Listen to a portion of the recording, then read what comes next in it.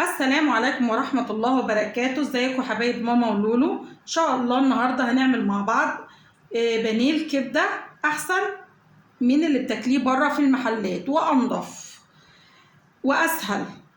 معانا هنا كبدة شرايح تبقى مغسولة ومتصفية كويس، معايا ردة، دقيق حسب بقى الكمية اللي انت عايزاها، بصلة متوسطة بشرها كويس وحط عليها ملح وضيف عليها ملح. معانا هنا بولة فيها مية، توم باودر، بصل باودر، كمون، فلفل اسود، بابريكا.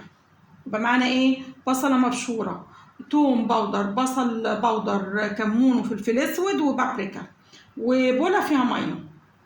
هنعمل ايه؟ هنجيب الكبدة بتاعتنا هنحط عليها البصلة بالشكل ده. البصلة دي نحط عليها الملح،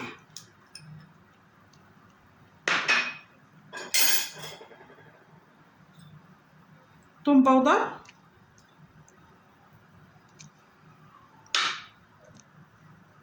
انا ما بقولش كميات ليه؟ عشان حسب اللي انت هتعمليه. يعني انا هنا النص كيلو تحطي عليه نص معلقه صغيره توم باودر، نص معلقه صغيره بصل باودر، بصلايه متوسطه،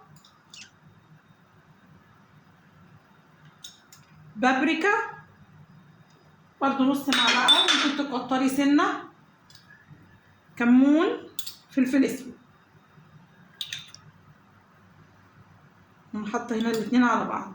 الكمون هتبقى معلقه كمون، نص معلقه فلفل اسود، وتحطي نقطتين خل، يعني ايه ما تكتريش.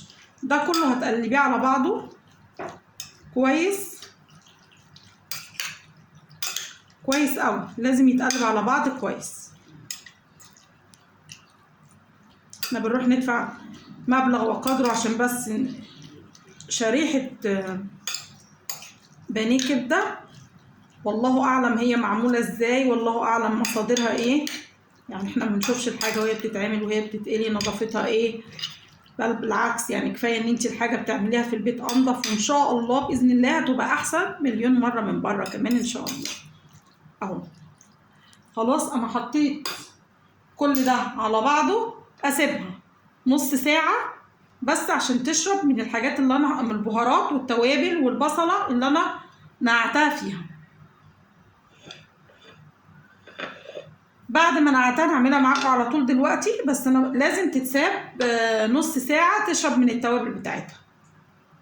انا خلاص نقعتها بالطريقه دي، خدتها حطيتها في الدقيق، بدرتها في الايه، في الدقيق. لازم خطوه تبديره الدقيق دي. طب الطبقه اللي لما بنروح المحلات ناكل البانيه بتاع الكبده بنلاقي طبقه، الطبقه دي معموله ازاي؟ الطبقه دي سرها ان انا بنزل الكبده عندي في الدقيق، وبعد ما انزلها بالدقيق بسقطها في الميه قبل ما احطها في الرده. واخدين بالكم؟ يبقى انا بعمل ايه؟ بحطها في الدقيق، ببدرها بالدقيق كده اهو، نفس الطريقه دي كده، بدرتها في الدقيق اهو. عملت ايه بقى؟ بدرتها في الدقيق،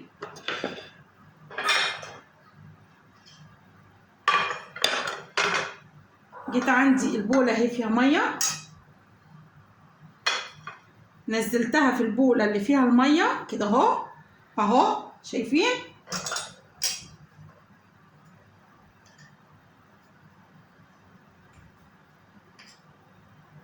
بعد ما انزلها في البوله اللي فيها ميه بروح حطاها على الرد اهو بنفس الطريقه دي. مش عايزه اقول لكم الطبقه بتاعتها بقى تبقى في منتهى الجمال واللون ذهبي، بيبقى الطبقه بتاعتها في منتهى الجمال.